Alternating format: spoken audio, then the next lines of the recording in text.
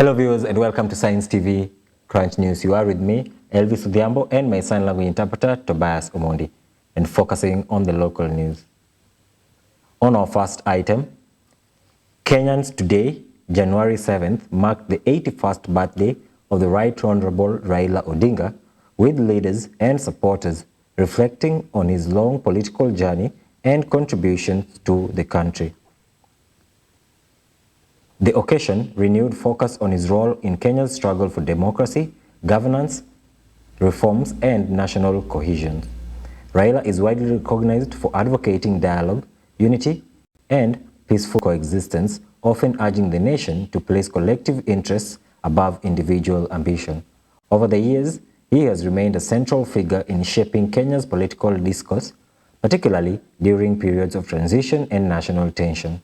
As messages marking his birthday poured in, many highlighted the values he consistently promoted, including patriotism, sacrifice, and faith in Kenya's future. The day served as a moment of reflection on his legacy and the ideals of unity and peace that continue to influence national conversations.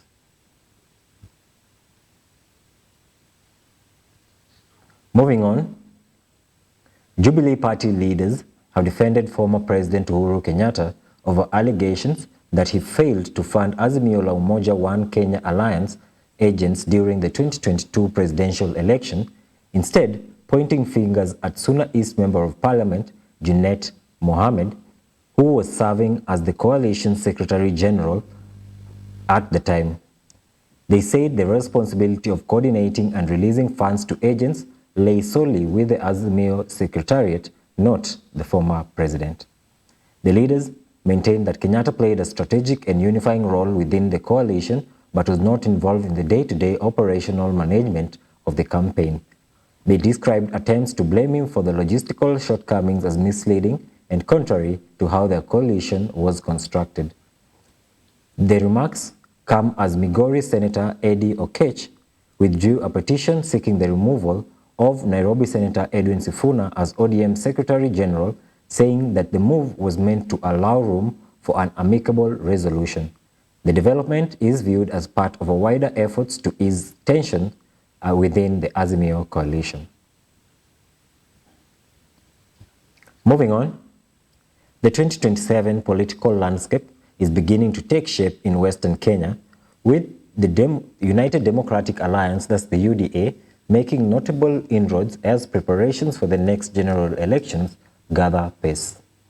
The region, long regarded as a battleground, is increasingly becoming a focus of intense political realignment ahead of the polls.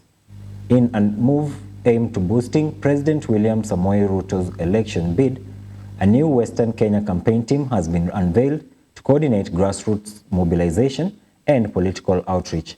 The team is expected to strengthen UDA's influence while consolidating support from allied parties within the region. The campaign team comprises DAP Kenya Deputy Party Leader Ayub Savula and Ford Kenya Deputy Party Leader Ken Lusaka, who have expressed confidence in working with President William Ruto.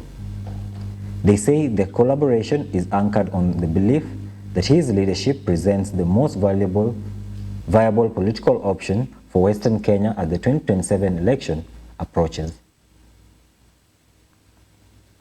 Moving on, the government has reaffirmed its commitment to achieving lasting peace and eradicating alcohol and drug abuse in the North Rift region, saying it will not relent until the area is fully stabilized. Interior Cabinet Secretary Kipchumba Murkomen said that security operations will continue until all threats at peace are neutralized.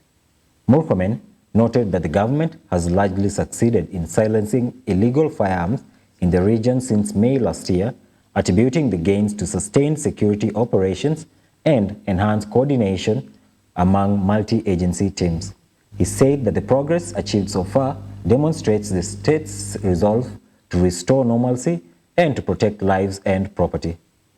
The Interior CS added that the ongoing disarmament exercise will spare no village, warning that lawlessness and drug menace will not be tolerated. He emphasized that the government is equally forced to addressing social challenges such as alcohol and drug abuse, which he said continue to undermine security and development in the North Rift. On to other news. Kiharu Member of Parliament, Ndindi Njoro, has warned that the government may be forced to seek alternative sources of funding for senior secondary school education if a 22.5 billion shilling debt that was accrued in 2025 is paid using the current capitation disbursements. The legislator said the Treasury released 26 billion shillings in capitation this year, but settling the outstanding debt from the same allocation will significantly strain the education sector. He noted that clearing the arrears will leave only 3.5 billion shillings available to support learners across senior secondary schools countrywide. Njoro cautioned that such a shortfall could disrupt learning and undermine the implementation of education reforms unless government measures are taken. He urged the government to consider supplementary funding or alternative financing options to safeguard education of affected learners. Moving on, education sector stakeholders have renewed calls for the establishment of a career pathway counseling department in basic learning institutions, saying that this will help address confusion surrounding pathway selection under the competency-based education system. They argue that the structured guidance is critical as learners transition through the new education framework. Now, according to the stakeholders, many learners and their parents lack adequate information and exposure to make informed decisions on the most suitable pathways. They say the absence of professional counseling at the basic education level has left families struggling to understand the implications of different learning tracks. The stakeholders insisted that dedicated counseling department will ensure learners receive early, consistent and informed guidance aligned with their abilities and interests. They believe this approach will improve decision-making, reduce anxiety among the parents and learners, and support the effective implementation of the CBC education system. And with that, we wrap up our news. Thank you so much for staying tuned and for joining me. Don't forget to follow us on social media and share with us your feedback. You've been with me, Elvis Odhiambo and Tobias Omondi. I hope you've enjoyed your viewing. Have a good afternoon.